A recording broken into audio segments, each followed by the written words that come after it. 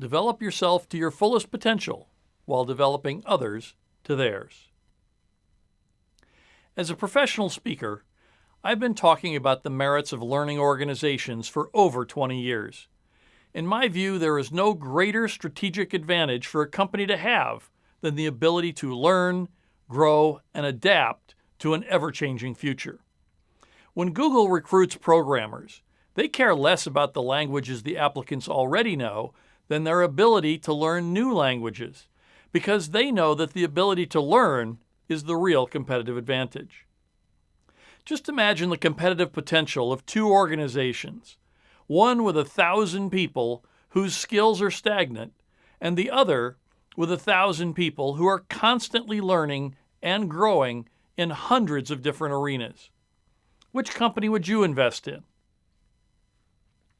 Ben Franklin said, "An investment in education pays the best dividends." I agree.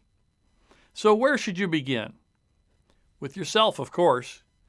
When your team sees you signing up for courses, asking others how to do things, learning online, and reading constantly, they will begin to copy you.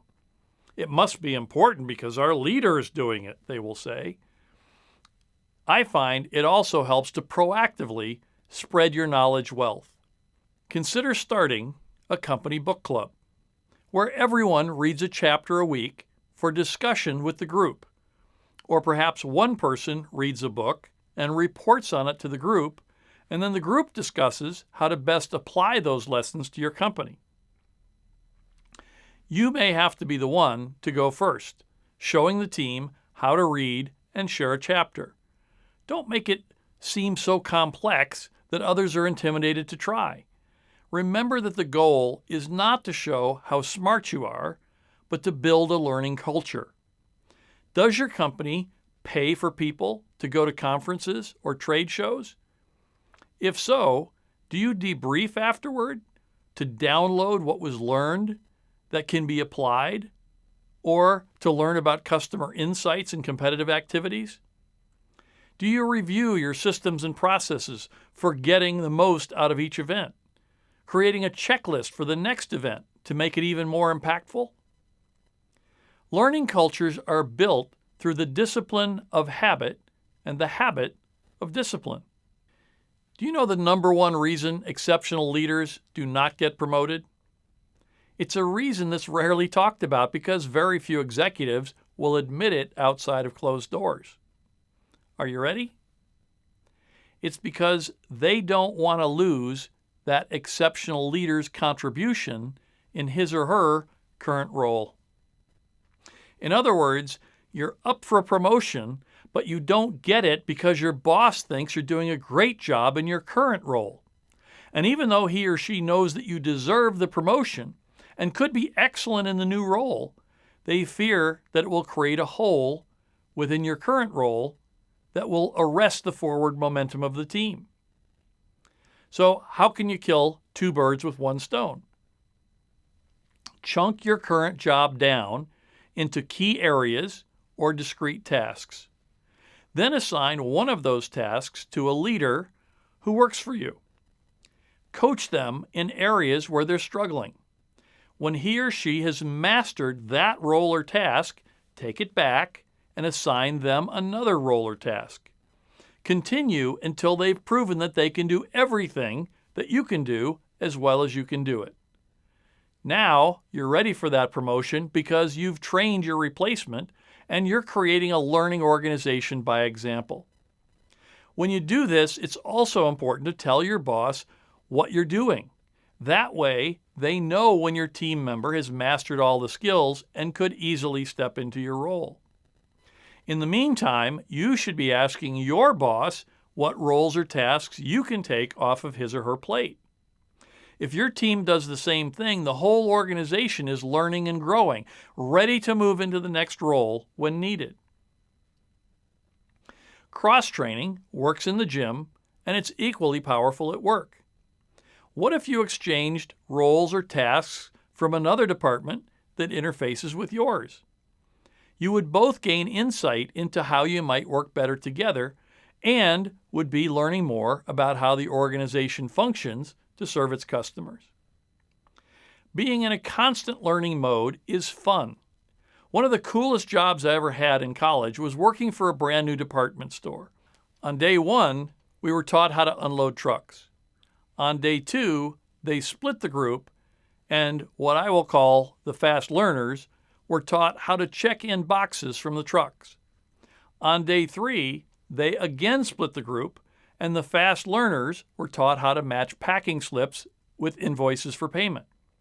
It continued like that for 6 weeks, and each day I was learning a new skill like pricing merchandise or how to set up product displays, how to reorder, how to run the cash register, how to ensure that customers were safe and well served, and how to lead a team. I loved working there because it was always new and different, and because I really came to understand how the whole system worked together to serve their customers. The work was hard and the hours long, but I still regard it as one of the best jobs I ever had. Many managers freak out about the costs of training their team. A frequent lament is, well, what if I train them and they leave? Ken Blanchard has the perfect response. What if you don't train them and they stay?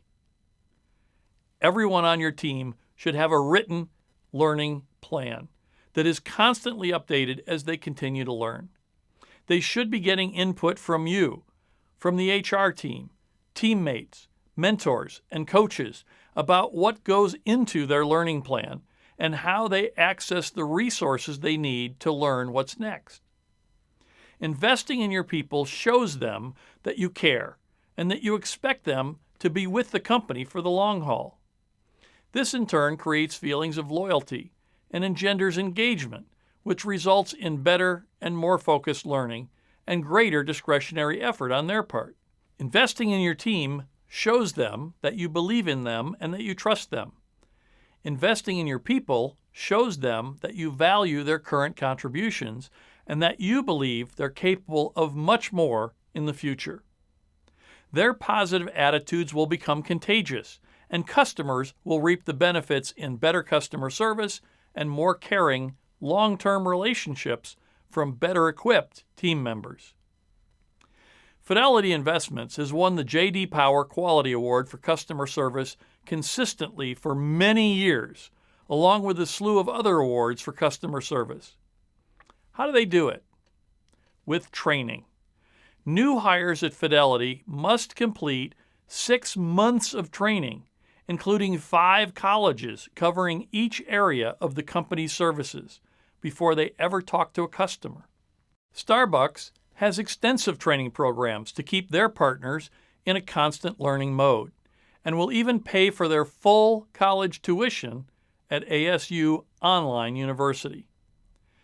The Container Store invests more in training than any other retailer. Each of their team members gets 263 hours per year of training versus an industry average of 7 hours a year.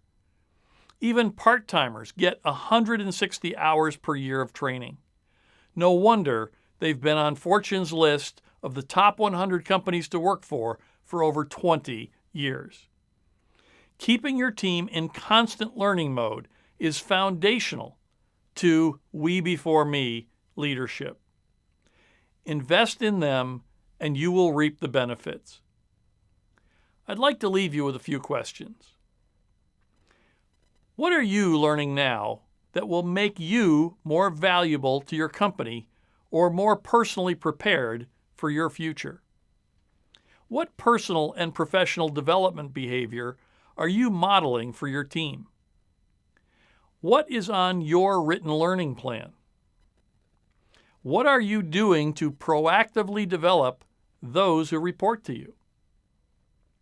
You owe it to yourself, your team, and your organization, and to your customers to develop yourself to your fullest potential while developing others to theirs.